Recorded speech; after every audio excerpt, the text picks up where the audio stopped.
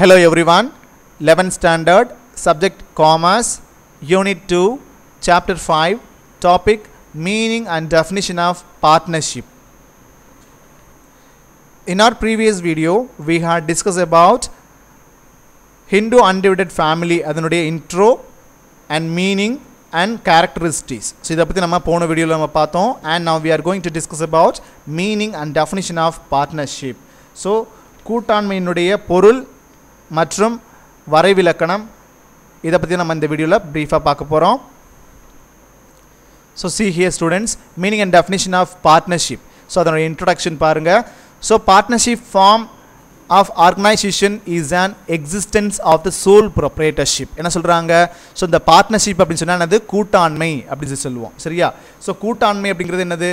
ஒருத்தரோ இல்லது பல நபர்களோ சேர்ந்து ஒரு பிசினஸை நம்ம என்ன பண்ண போறோம்? செய்ய போறோம். ஒரு ஆர்கனைசேஷன், ஒரு அமைப்பை நம்ம ஏற்படுத்தி அந்த அமைப்பை நம்ம செயல்படுத்த போறோம் இல்லையா? ஸோ அதான் நம்ம என்ன சொல்லுவோம்? பார்ட்னர்ஷிப். சோல் ப்ராப்பர்ட்டேஷன் அப்படின்றது ஒரு தனி நபரே அந்த பிஸ்னஸை செய்வார். ஒரு அந்த பிஸ்னஸ் ஏற்றுட்டு என்ன பண்ணுவார்? செய்வார். ஸோ அதான் நம்ம சோல் ப்ராப்பர்ட்டேஷன் சொல்லுவோம். ஸோ ஹிந்து அன்டிவைடட் ஃபேமிலியில் என்னென்னு சொல்லியிருக்கிறோம் ஆல்ரெடி. ஸோ 2 குடும்பங்கள் சேர்ந்து வாழவும் செய்வாங்க. அதே மாதிரி அவங்ககிட்ட இருக்கக்கூடிய அந்த மணியை வந்து கேபிட்டலாக இன்வெஸ்ட்மெண்ட் பண்ணி அவங்களாம் என்ன பண்ணுவாங்க? அந்த ஃபேமிலி மட்டும் எல்லாரும் சேர்ந்து என்ன பண்ணுவாங்க? அதில் உழைப்பாங்க. அதில் சீனியர் மோஸ்ட் பர்சனும் கரெக்டா அப்படிங்கிற ஒரு போஸ்டிங்கில் இருந்துட்டு மேனேஜ் பண்ணுவாங்க அந்த பிஸ்னஸை. ஸோ இப்படி நிறைய விஷயங்கள் பார்த்தோம். அதே மாதிரி இப்போ பார்ட்னர்ஷிப் அப்படின்னு சொன்னால் என்ன அப்படின்னு சொன்னால் கூட்டாண்மை. ஸோ நிறைய, அதாவது பிஸ்னஸ் ஃபார்ம்ஸ் தான் எல்லாம், எந்தெந்த விதத்துலாம் நம்ம எப்படிலாம் பிஸ்னஸ் பண்ணுறோம். ஸோ எப்படி அதை ஃபஸ்ட்டு வந்து நம்ம என்ன இப்போ பார்ட்டர் சிஸ்டம் பார்த்தோம் இல்லையா? பண்ட மாற்று முறையில் நம்ம பிஸ்னஸ் பண்ணோம் ஃபஸ்ட்டு அந்த காலங்களில். அதுக்கப்புறமா சோல் ப்ராப்பர்ட்டர்ஷிப், தனியார் வாணிகம் சொல்லிட்டு வந்தது. அதுக்கப்புறமா என்னது? ஹிந்து அன்டிவைடட் ஃபேமிலி அப்படிங்கிற விஷயம் வந்துச்சு. அதுக்கப்புறமா என்னாச்சு? பார்ட்னர்ஷிப். ஸோ அதாவது நிறைய பேர் மற்ற வெளிநபர்கள் எல்லாம் சேர்ந்து, முதல்ல குடும்பத்துக்குள்ளே இருக்கக்கூடிய நபர்கள் எல்லாம் சேர்ந்து பண்ணாங்க, அதான் ஹிந்து அன்டிவைடட் ஃபேமிலின்னு சொன்னோம். இப்போ வெளியில் இருக்கக்கூடிய மற்ற நபர்கள்லாம் சேர்ந்து பண்ணக்கூடிய அந்த பிஸ்னஸை நம்ம எப்படி சொல்கிறோம், கால் பண்ணுறோன்னா பார்ட்னர்ஷிப் அப்படின்னு சொல்கிறோம், கூட்டாண்மை அப்படின்னு சொல்கிறோம். சரியா? Partnership form of organization is an extension of the sole proprietorship. So எதனுடைய எக்ஸ்டென்ஷன் ஃபார்ம் தான் இந்த பார்ட்னர்ஷிப் அப்படின்னு சொல்லி பார்த்தோன்னா, இந்த சோல் ப்ரொப்ரைட்டர்ஷிப்பினுடைய எக்ஸ்டென்ஷன் ஃபார்ம் தான் எது? இந்த பார்ட்னர்ஷிப். ஸோ ஃபஸ்ட் இந்த சோல் ப்ரொப்ரைட்டர்ஷினுடைய ஒரு அதே வச்சுட்டு பேசிக்காக வச்சுட்டு என்ன பண்ணுறாங்க? நிறைய பேர் வெளிநபர்கள், அதாவது வெளியில் இருக்கக்கூடிய அந்த நபர்கள் சேர்ந்து ஒரு பிஸ்னஸ் ஆர்கனைசேஷன் அமைச்சு அதை செயல்படுத்துகிறாங்க இல்லையா? அதுதான் நம்ம என்ன சொல்கிறோம்? பார்ட்னர்ஷிப் சொல்கிறோம். It has already been explained that a sole proprietors form of organisation. So தனியார் வாணிபத்தை பற்றி நம்ம முன்னாடியே நம்ம பார்த்துருக்குறோம். Suffers from several drawbacks such as limited capital, limited managerial ability, concentrated risk and less chances for expansion and growth. So இந்த மாதிரி நிறைய ட்ராபேக்ஸ் அதில் இருக்குது. இதில் சோல் ப்ராப்பர்ட்டர்ஷிப்பில், இந்த ஃபார்ம் ஆஃப் சோல் ப்ராப்பர்ட்டர்ஷிப் என்ன இருக்குது? தனியார் வாணிபத்தில் வந்து நிறைய வந்து என்ன இருக்குது? பாதிக்கக்கூடிய விஷயங்கள் நிறையா இருக்குது அந்த ஆர்கனைசேஷனில். என்ன பாதிக்கக்கூடிய ட்ராபேக்ஸ் இருக்குது அந்த ஆர்கனைசேஷனில் அப்படின்னு சொல்லி பார்த்தோன்னா செவரல் ட்ராபேக்ஸ் இருக்குது, நிறைய ட்ராபேக்ஸ் இருக்குது. சச்சஸ் லிமிட்டெட் கேபிட்டல். சோல் ப்ராப்பர்ட்டர்ஷிப்பை பொறுத்த வரைக்கும் என்ன இருக்குது? அங்கே கம்மியான முதலை போட்டு அந்த பிஸ்னஸ் ஆரம்பிப்பாங்க. ஸோ அடுத்து லிமிட்டட் மேனேஜரியல் எபிலிட்டி. ஏன் அப்படின்னு சொன்னால் அங்கே ஒருத்தர் மட்டும்தான் என்ன பண்ணுவார்?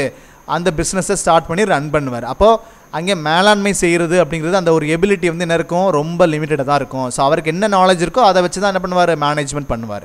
அதே மாதிரி கான்சன்ட்ரேட்டட் ரிஸ்க். ஸோ நிறைய ரிஸ்க் அதில் இருக்குது.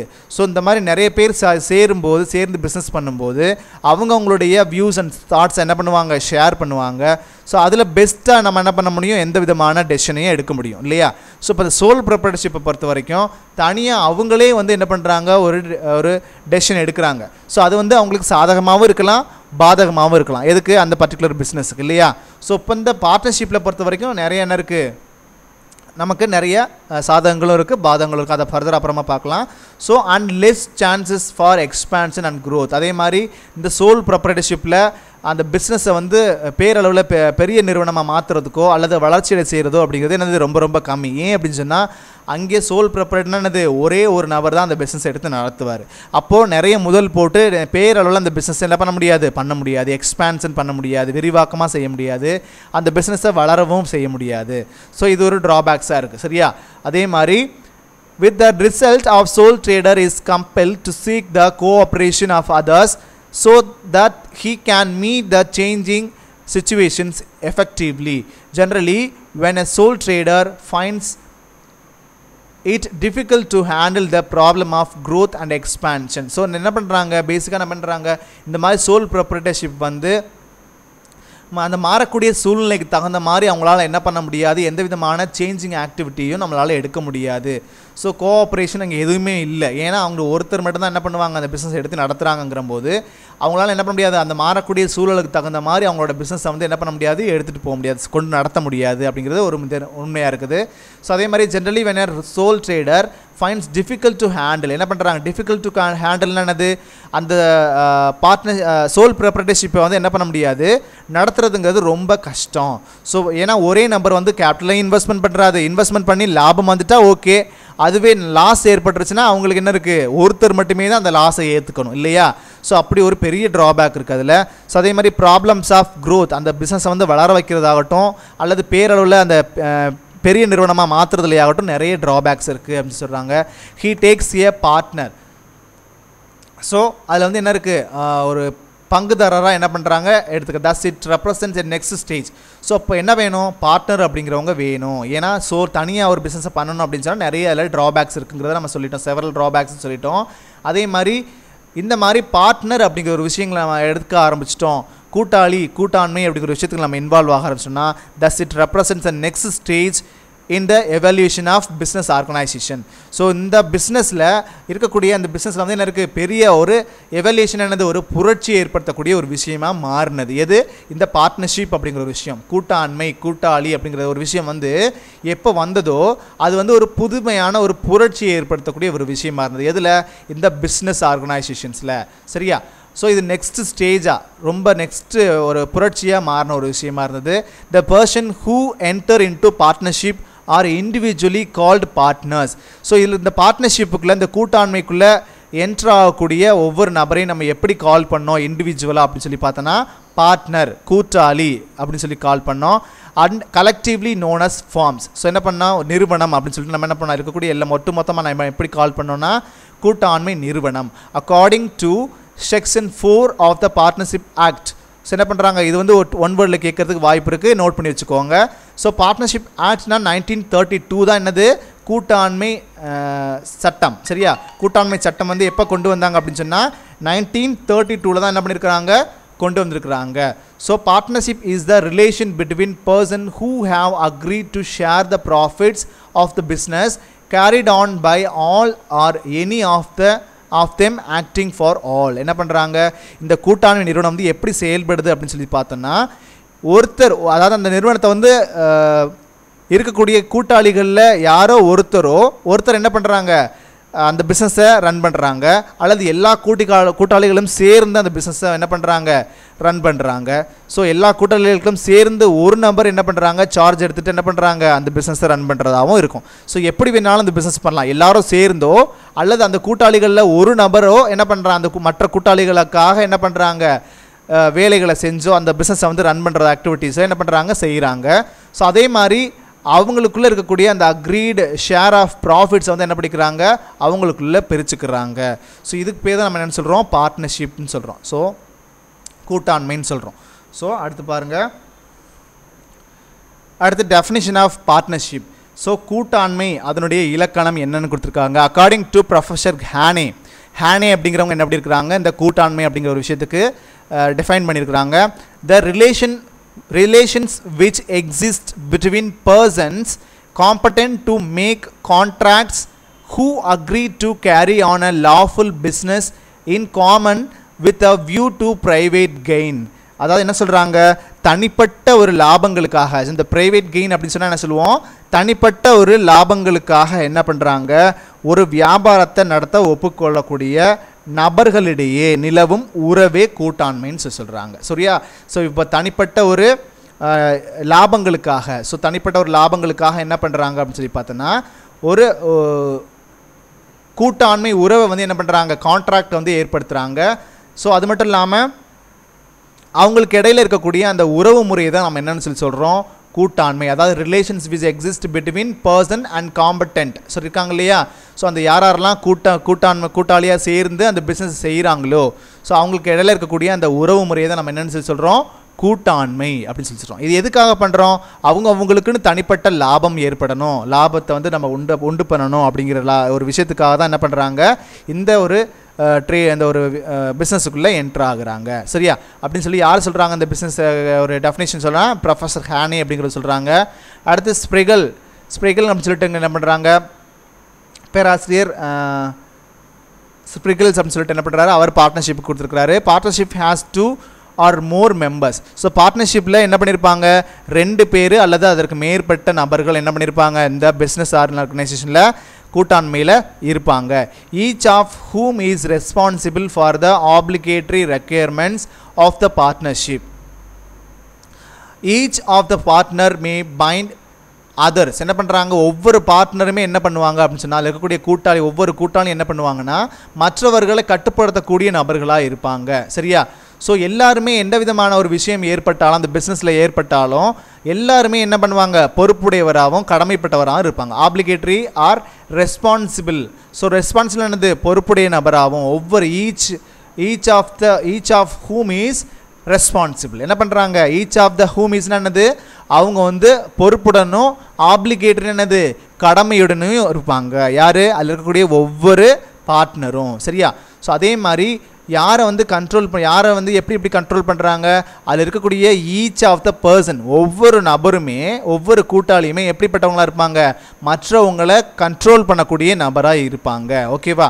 தென் and the assets of the partners may be taken for debts of partnership. அதே மாதிரி இந்த கூட்டாண்மைக்குள்ள வரக்கூடிய அந்த கடன் டெப்ட்ஸ் எல்லாம் என்ன பண்ணுவாங்க அப்படின்னு சொல்லி பார்த்தோன்னா, அதில் இருக்கக்கூடிய பார்ட்னர்ஸ் இருக்காங்க இல்லையா, ஸோ அவங்களுடைய அசெட்ஸை வச்சு தான் என்ன பண்ணுவாங்க அப்படின்னு சொல்லி பார்த்தோன்னா, இதில் இருக்கக்கூடிய கடன்களை தீர்க்க முடியலை, கட்ட முடியல அப்படின்னு சொன்னால் அவங்கள்ட்ட இருக்கக்கூடிய அந்த பார்ட்னர்ஸினுடைய அசெட்ஸை வச்சு என்ன பண்ணணும், அந்த கடன்களை தீர்க்கணும், கட்டணும். சரியா? ஸோ இப்படின்னு சொல்லி யார் சொல்லியிருக்காங்க, இந்த ஸ்ப்ரிகல் அப்படிங்கிறவங்க என்ன பண்ணியிருக்கிறாங்க, பார்ட்னர்ஷிப்புக்கு டெஃபினேஷன் கொடுத்துருக்காங்க.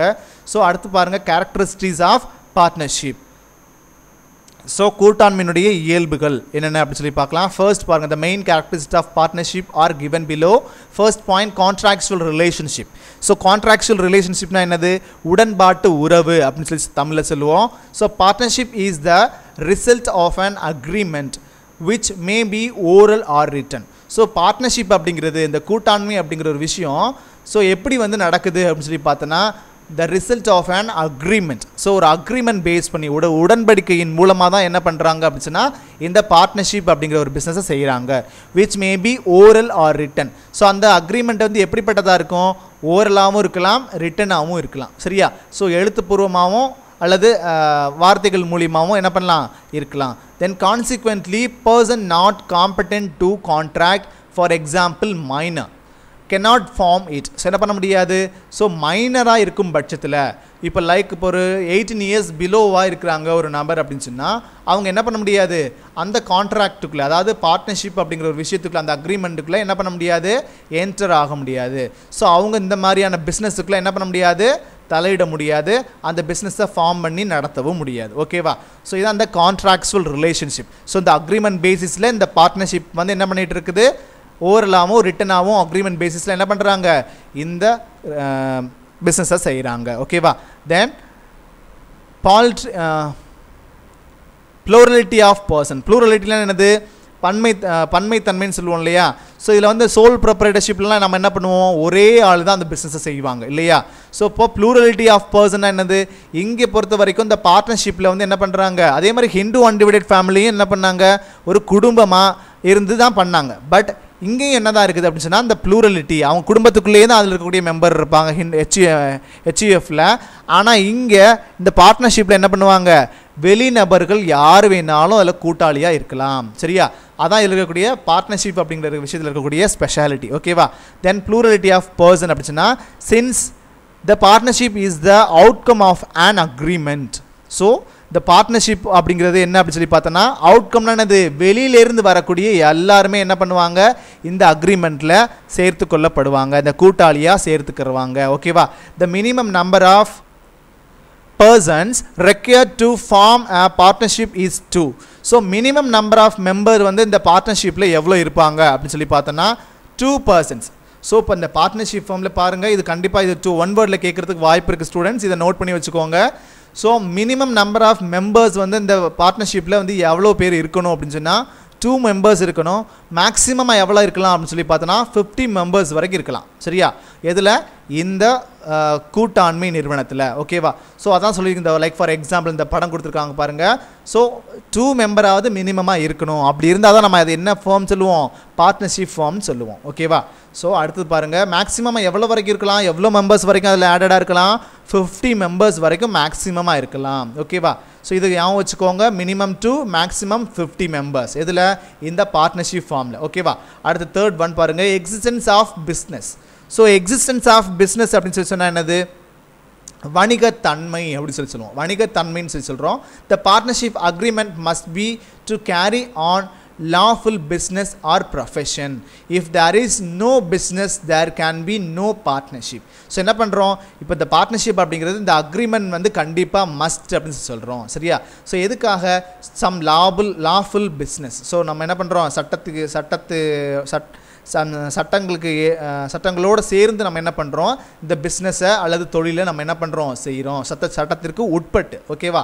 If there is no business there can be no partnership. So இந்த பிஸ்னஸ் இல்லை அப்படின்னு சொல்லி சொன்னால் இந்த பார்ட்னர்ஷிப்பும் இல்லை. ஸோ எந்த ஒரு பிஸ்னஸும் இல்லாத பட்சத்தில் என்ன பண்ண மாட்டாங்க? இந்த பார்ட்னர்ஷிப்பும் ஃபார்ம் ஆகாது. In other words, partnership is not a club. இது வந்து என்ன இல்லை, இது ஒரு விதமான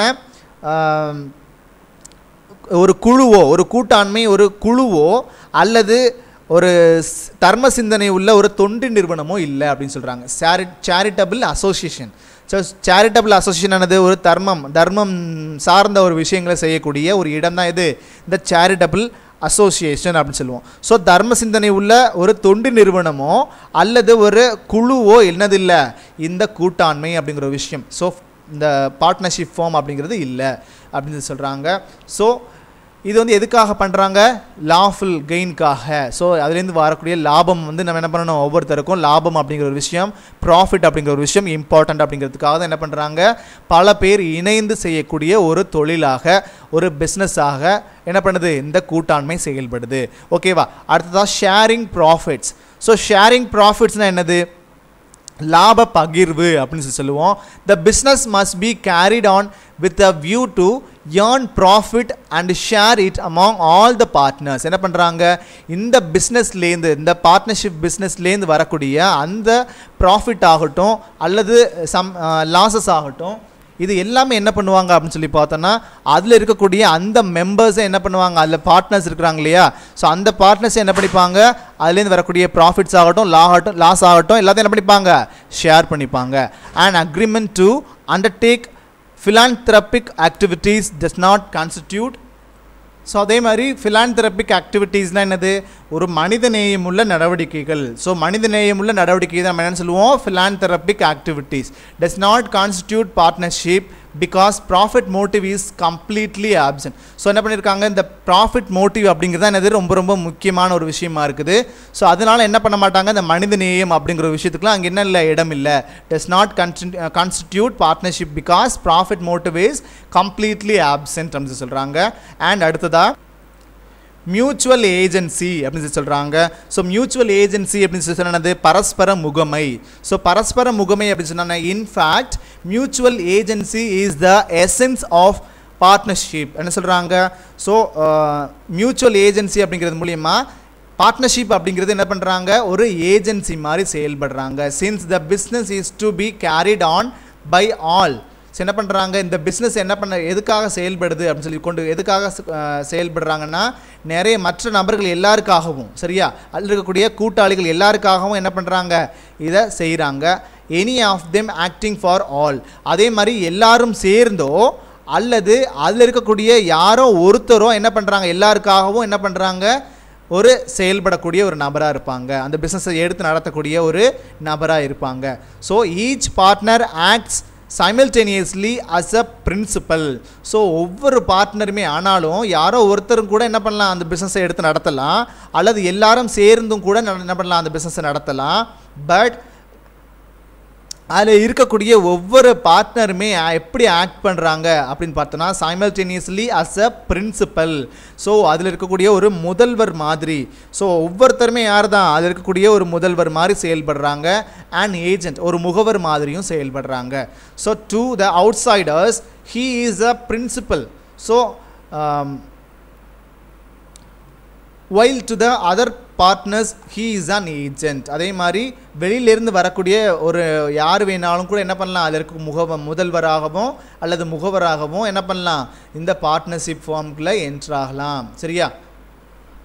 ஸோ இப்படி செய்யக்கூடிய ஒரு பிஸ்னஸ் ஃபார்ம் வந்து எப்படி செயல்படுது அப்படின்னு சொல்லி பார்த்தோன்னா, இந்த மாதிரி கூட்டாக செயல்படுறாங்க இல்லையா, கூட்டாக சேர்ந்து ஒரு பிஸ்னஸ் செய்கிறாங்க இல்லையா. ஸோ அதில் வரக்கூடிய ஒவ்வொரு விஷயங்களுக்குமே, ஸோ அதாவது என்ன ஒரு லாஸ் ஏற்பட்டாலும் சரி, ஒரு ப்ராஃபிட் வந்தாலும் சரி, ஸோ எல்லாத்தையுமே என்ன பண்ணுவாங்க, அவங்க எல்லாருமே சேர்ந்து தான் அதனுடைய பொறுப்பை சுமக்கக்கூடிய ஒரு நிலை வந்து என்ன பண்ணுது, ஏற்படுது. ஸோ அப்படின்னு சொல்லி சொல்கிறாங்க. ஸோ மியூச்சுவலாக அவங்கள எல்லாரும் சேர்ந்து என்ன பண்ணுறாங்க, மியூச்சுவல்னால் என்னது, எல்லாருடைய ஒரு பரஸ்பரம். ஸோ பரஸ்பரம்னா என்னது, எல்லாரும் சேர்ந்து என்ன ஒரு விஷயம் வந்தாலும் சரி, நான் ஒவ்வொருத்தரும் என்ன பண்ண எப்படி இருப்போம், அதில் இருக்கக்கூடிய ஹெட் மாதிரி பிரின்சிபல் மாதிரி இருப்போம். அதே மாதிரி ஒரு முகவராகவும் செயல்படுவோம். ஸோ ஏஜென்ட் மாதிரியும் இருப்போம் அப்படின்னு சொல்லி சொல்கிறாங்க. அதே மாதிரி ஒவ்வொருத்தருமே என்ன பண்ணுறோம், ஸோ அதில் வரக்கூடிய எந்த ஒரு பிரச்சனையாக இருந்தாலும் சரி, எந்த ஒரு பொறுப்பாக இருந்தாலும் சரி, எல்லாருமே சேர்ந்து அதை ஏற்றுக்கக்கூடிய ஒரு சூழல் தான் எதில் இருக்குது, இந்த பார்ட்னர்ஷிப் ஃபார்முக்குள்ளே இருக்குது. ஸோ இவ்வளோ தான் ஸ்டூடெண்ட்ஸ். இதில் ஏதாவது டவுட்ஸ் இருந்ததுன்னா என்னோட நம்பருக்கு கால் பண்ணி அதை கிளியர் பண்ணிக்கோங்க. அன்டில் தென் பாய் ஸ்டூடெண்ட்ஸ்.